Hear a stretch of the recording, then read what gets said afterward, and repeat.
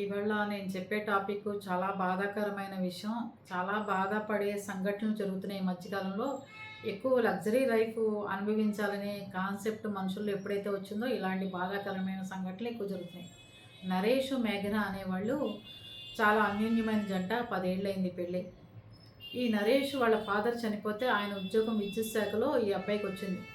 Junior assistant నుంచి senior assistant అయిన తర్వాత ఎలాగైనా ఇల్లు కట్టుకోవాలి అనే కోరికతో 90 లక్షల రూపాయలు ఖర్చు పెట్టి పెద్ద ఇల్లు నిర్మించాడు అతను. నిర్మించిన తర్వాత లోన్ వస్తుంది అనుకున్నాడు. అతనికి లోన్ రాకపోయేసరికి అంతా బయట అప్పులు తెచ్చి ఆ ఇల్లు కట్టాడు. ఆ ఇంట్లో ఉన్న మొగుడు పెళ్ళానికి మనశ్శాంతి లేకుండా పోయింది. ఆ నరేష్కి ఎంతసేపు బయట ఒత్తిళ్ళు, డబ్బు, ఫైనాన్స్ ఇబ్బందులు, వడ్డీలు కట్టమంటాం, అతని జీతాలు సరిపోకపోవడం, భార్యాభర్తల్లో విపరీతమైన అలజడి ఎక్కువైంది. అంతేకాకుండా అతను 90 లక్షలు పెట్టి ఇల్లు కట్టేసరికి ఎక్కువ మనశ్శాంతి కోల్పోయి ఆరోగ్యం దెబ్బతిని హాస్పిటల్స్లో కూడా చాలాసార్లు అడ్మిట్ అయ్యాట. అయినా సరే అతని మానసిక స్థితి సరవల, అంటే డిప్రెషన్ టైప్లోకి వెళ్ళిపోయాడు పాపం అతను. ఈ ఇల్లు అప్పు ఎలా తీరుస్తాను, అంతకే ఆ ఇల్లు కూడా అమ్మేశారు సంబంధించి. అట్లాగనే అప్పు, సగం అప్పు తప్ప ఇంకా ప్రాంతం కూడా తీరలేదు ఆ ఇల్లు అమ్మినా కూడా. చూడండి, మన స్తోమతని కొద్దీ మన ఇల్లు. స్తోమత లేకపోతే అసలు ఇంటి జోలికి వెళ్లకుండా చక్కగా కృష్ణారామ అంటే మీకు నచ్చిన అద్దెకున్న ఇంట్లో అద్దెకుండి ప్రశాంతమైన జీవితం ఫిక్స్డ్ డిపాజిట్ వేసుకుని కాలు మీద కాలేసి కూర్చుంటే మిమ్మల్ని అడిగేవాడే ఉండడు తెలుసా.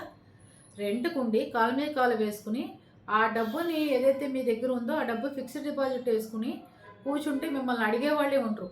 కానీ పాపం ఈ నరేష్, మేఘన అనే వాళ్ళు ఇద్దరు తప్పు పని ఏం చేశారంటే, లోన్ వస్తుంది, మనకి ఇబ్బంది ఉంది, గవర్నమెంట్ ఎంప్లాయీస్ విద్యుత్ శాఖలో పనిచేస్తున్నాం కదా అని పాపం అప్పు చేసి చక్కగా ఇల్లు కట్టారు. అదే ఇంట్లో అతను ఇంకా మన అప్పులు తీరవు, పరువు పోతుంది బయట, ఇంకా నేను ఏం చేస్తాను అని చెప్పి మనోవేదకు గురి ఉరేసుకున్నట్ట. ఆ అమ్మాయి ఏమో పాయిజన్ తాగేసి పక్క గదిలో ఆ అమ్మాయి చనిపోయింది. ఏదైతే ఇల్లు కట్టుకున్నారో ఆ ఇంట్లోనే ఇద్దరు ప్రాణం తీసుకోవడం జరిగింది. ఎంత బాధాకరమైన సంఘటన అండి.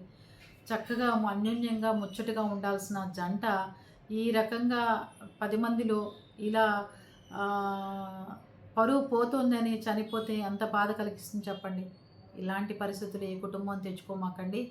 అనవసరంగా దాన్ని ఏమంటారు, గొప్పలకి పోయి లేకపోతే అనవసరంగా లోన్లు వస్తాయని చెప్పి తెలిసి తెలియక ఇల్లు కట్టుకోవాలనే లక్షణంతో ఇలాంటి పనులు చేయకుండా ఉంటే బాగుంటుందని నా ఉద్దేశం. మీరేమంటారు?